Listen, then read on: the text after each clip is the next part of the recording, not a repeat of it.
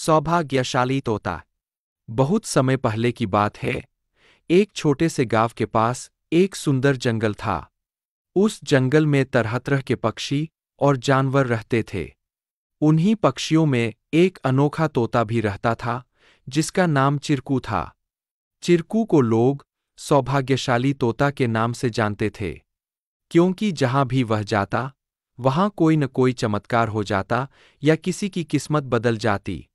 गांव के लोग मानते थे कि अगर चिरकू उनके घर आ जाए तो उनके जीवन में सुख और समृद्धि आ जाती है। चिरकू हमेशा खुश रहता और अपनी मधुर आवाज में गाने गाता।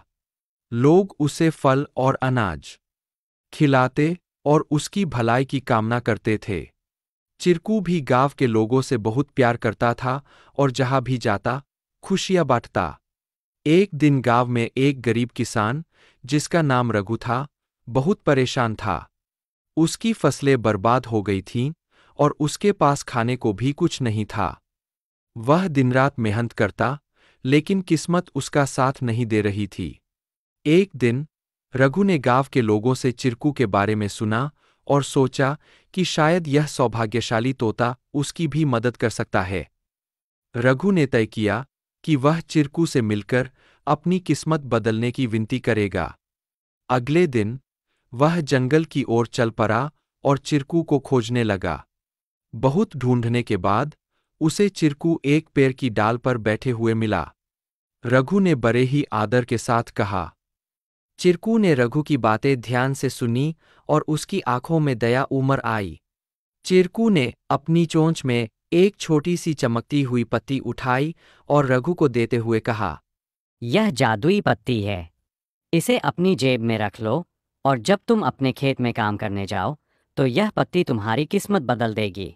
रघु ने धन्यवाद कहा और वह पत्ती लेकर अपने घर लौट आया। अगले दिन वह अपने खेत में काम करने के लिए गया।